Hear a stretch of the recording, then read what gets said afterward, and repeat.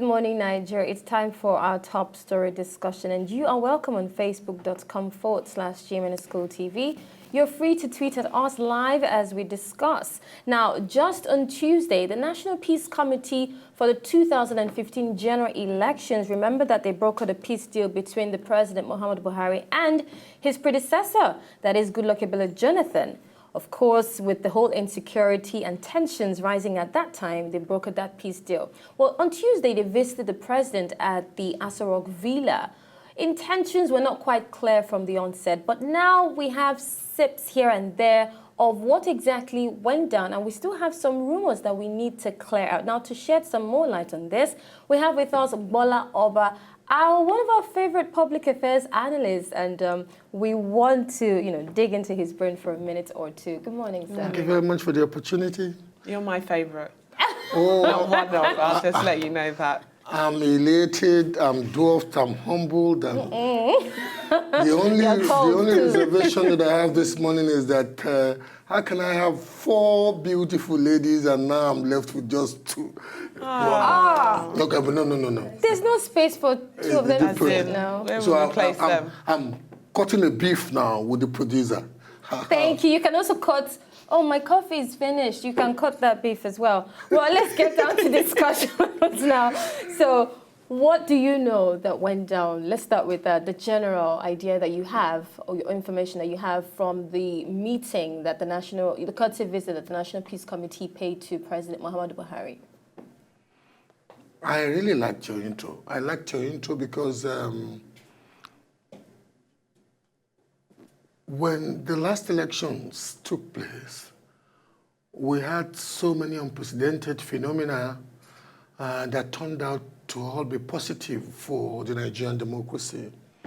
The incumbent, for the first time in our political history, lost a popular mandate, lost an election.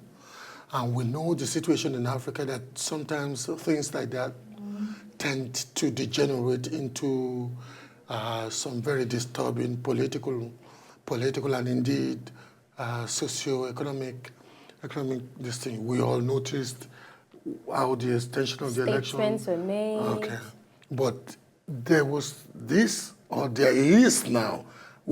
I would have thought that by now I would have been using the word there was this committee of eminent Nigerians who helped to stabilize how we eventually transited for the first time from one political party to another holding the highest office of the land. That was fantastic. It was fantastic because it saved us a lot of what could have happened negatively. But in a reasonable democracy, that committee ought to have been spent because there's a new government in place. The new government is consolidating its old power.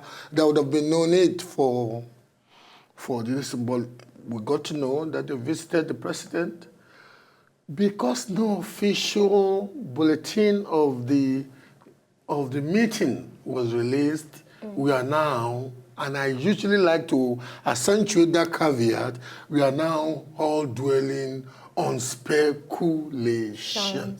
I mean, but the National Peace Committee it's not news to us that they wanted to, following the successful handover with limited amounts of violence, that they wanted to, stay in place. We knew that this committee was still going to be around. But I wonder, are they having some sort of an identity crisis, perhaps? Because I know it depends how you look at what peace is, but the words I keep hearing from the speculation we're getting about what they're talking about it just seems like nothing but anti-corruption. So is peace now just about fighting corruption?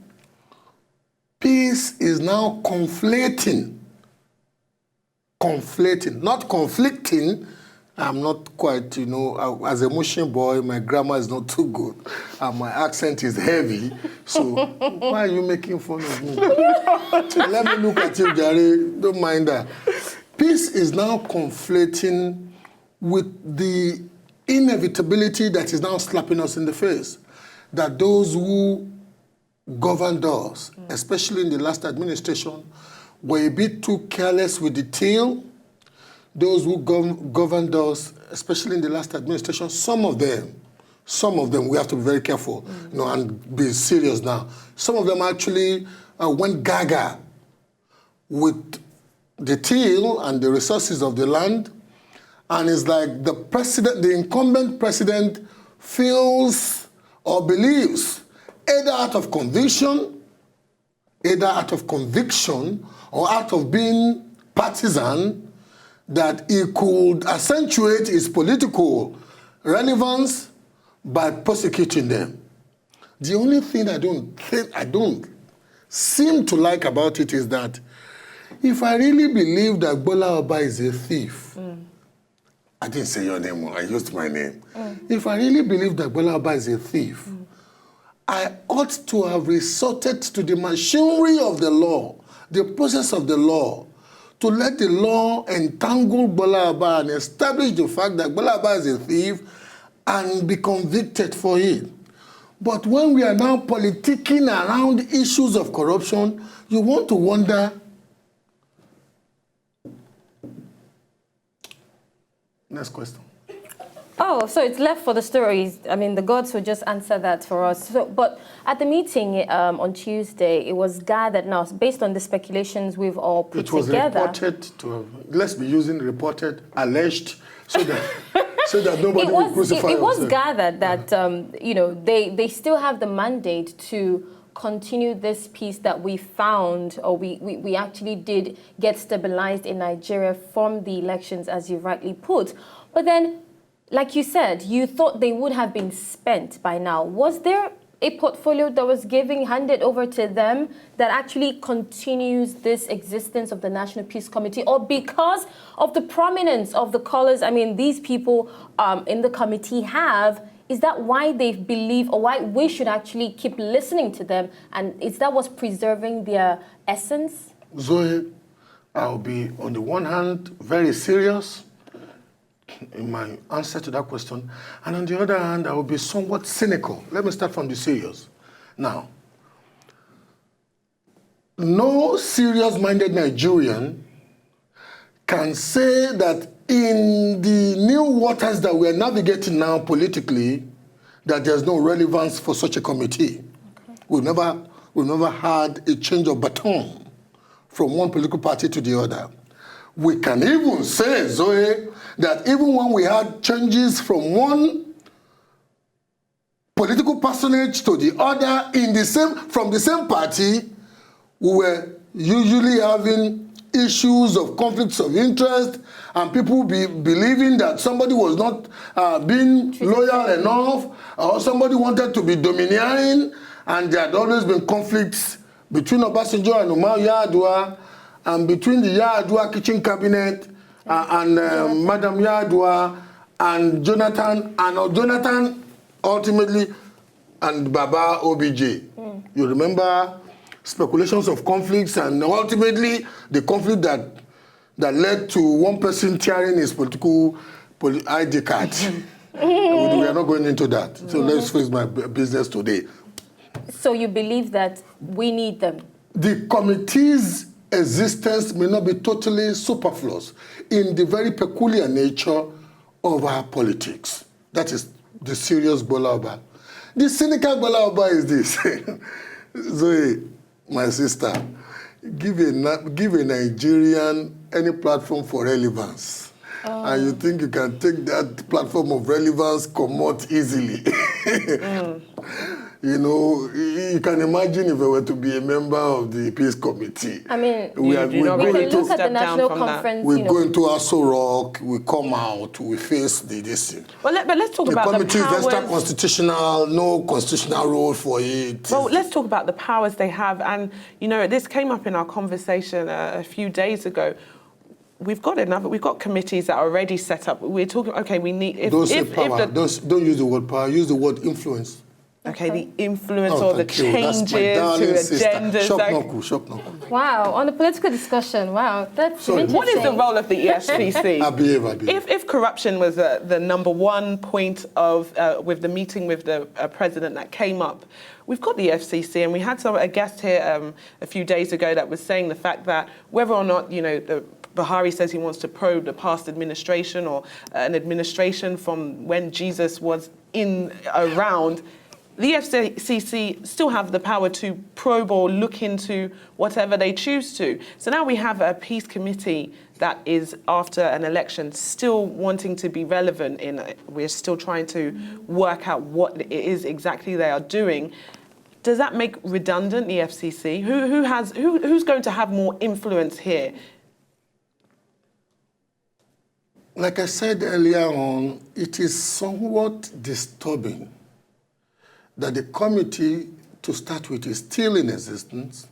It is even far more perturbing that the committee is dwelling on an issue supposedly that is supposed to be an issue of law, criminality and the law.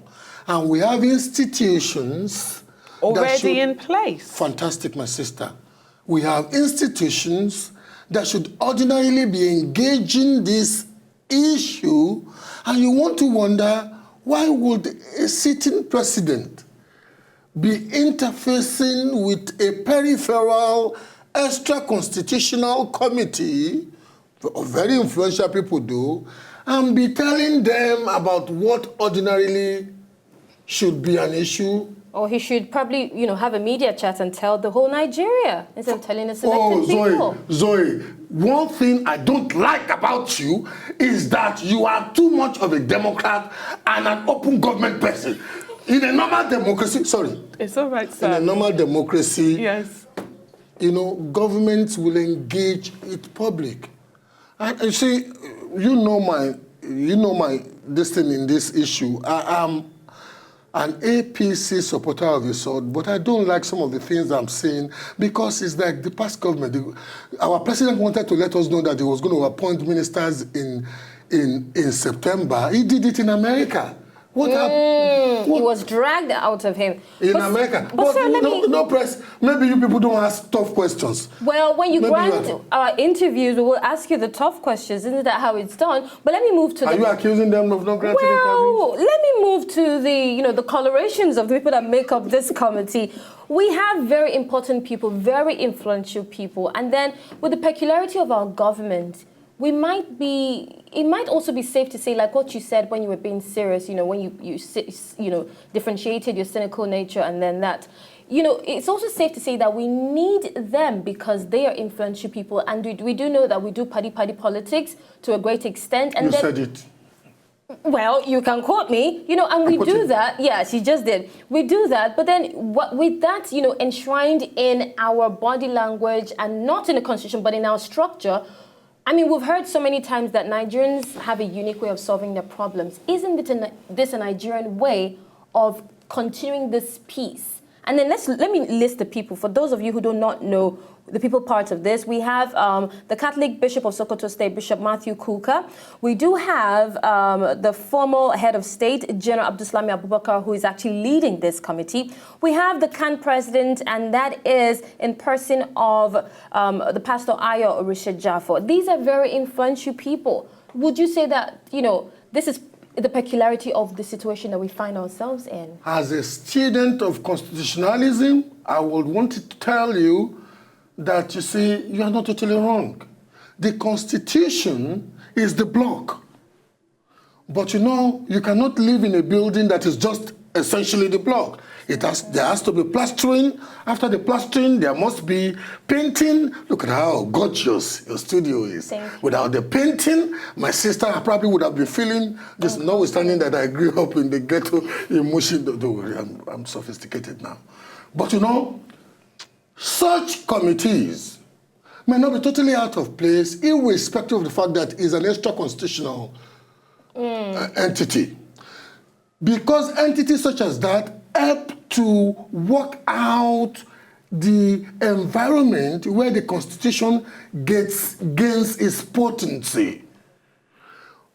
So I said earlier on that it's just unfortunate that our level of political development is such that we still need such a committee. Is it so bad? Because, they had said that, after the election, they want to work on a wider scope. So I guess the question is, how can we use the committee to our best benefit, still keeping in place that we have institutions that should be doing what they're meant to do? Or are they not fit for purpose whatsoever? As two Nigerians looking at ourselves eyeball to eyeball, my sister, it ain't too bad.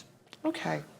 Ordinarily, though, we pray for the day that our children and our children's children will not have to, be talking on national TV on such an extra-constitutional entity, because our democracy by then, we pray, would have matured to the point where such an extra-constitutional entity will not be the lubricant or the lubricant of the machinery of our constitutionality. So until that happens... This is where we find ourselves. I will be a foolish man to be given this hallowed platform and just be saying like some leftist loony, sorry, I'm a capitalist. We don't want this thing because their role is not totally out of place. Okay. But let me take you back to your word. You said extra constitutional entity. So are we looking at some financial commitments here as well? That's one place I've been itching to get to. I mean, because we know that committees set up in Nigeria, they have financial backings. Is this one of those? And we're looking at a dispensation whereby one of the point policies is to cut down cost of governance. Sorry, you're not what you're going. Sorry, that was Tony will interpret later. That was the vernacular. Yeah. Zoe. Yes, yes. Ostensibly, and within the context of the information in the public sphere, this committee is in no way, shape, or form financed by the Nigerian government or by the Nigerian state, ostensibly, and within the information in the public sphere. But Zoe, I usually tell, as an entrepreneur, I usually tell people that assets is power, especially assets could be translated into monetary gains. Some people want to talk to you, you may not know, but I have the privilege of calling you a sister. If I have a business idea where I need the face of a famous presenter, Zoe, please, can you do me a favor? I need people like you in that. So access is important. Some members of the committee may ultimately be translating their membership of the committee to pecuniary gains for themselves. Some, I'm not saying all. It's possible. Fantastic. Shop knuckle. Still on the political discussion, but then my final question, I mean, I might have hers, is what are we to expect from the National Peace Committee? Would they be paying more frequent visits to the president? And then, I mean, we'll look at the peculiarity of this committee, but then how would APC even feel about the National Peace Committee always interfering and making it look like they have more powers to influence the president? And can I chip in, should they perhaps have a name change? Just as in, put them all together. If we were to be a strategist or a counselor to the committee, I'll tell them to be as circumspect as possible about the degree to which they go into Aso Rock. A lot of Nigerians may find it somewhat irritating, quote unquote, because like they used to say in England when I was living in England, is a quango. What a quango is an unelected but influential committee that puts itself out there, in your face. We know who we elected. Oh, fantastic! We know who to have in power and to be influential. You are a blessed woman. Can I shout hallelujah? Sorry. But you know what? In a democracy, you always want those you elect to hug the public glare and be accountable to you. When you see extra constitutional and democracy deficient committees, playing strategic roles of state, you are always thinking, is it because we are this democratically immature? This is interesting, and the conversation And I usually I hate leaving women on a note. And I felt sad. Now we can chop no. Leave us on the chop. God forgive me. Leave us on a political discussion. Wow, that It's happens Thursday. on the Good Morning Nigeria show. Well, Victor, I know you are ready to go with the News Express, but let me pick your brain also. So what are you expecting with the National Committee, the Peace Committee? Are they to maybe broaden their horizon a bit more, talk about the ministerial list, perhaps influence that, Victor? IDP. Are you happy that they're continuing? No, I do not think that they should influence they should just stay within their terms of reference and work within their terms of reference. If you consider what we're going through now, Boko Haram and all of that, well, I don't mind a peace committee at this time, but they should stay within that terms of reference. I love that he mentioned, the broader insecurity that we do have, not the election It would have been tension. relevant more there than getting into the nitty-gritty of the corruption. So you think they politics should and add that to corruption. their portfolio as well, if they have? They would have been more relevant. I would have loved hearing about the Peace Committee if they were to tell us that they've spoken to the leaders of Boko Haram. They're telling them to go. You'd think that we've dealt with that situation. Now that they've, they can tick that off, we have to move on to corruption, but we obviously haven't. Well, we will be having Mr. Gbola Oba back sometime very soon. Keep watching us. Cool TV channel 196. It's the Good Morning Nigeria show. Now, the conversation, of course, continues on facebook.com/GMNS Cool TV. And it is our humble pleasure having you once again on the show. Jokes apart now, 100%. I'm honored and, I'm just grateful for the opportunity. All right. Well, we're grateful to have you again. Take it away. It's time for the News Express right after news entertainment. Our hairs are down. Just stick around. So, did you like what you just saw? I know you did. It's very simple. If you want to see more, just subscribe to our channel right now.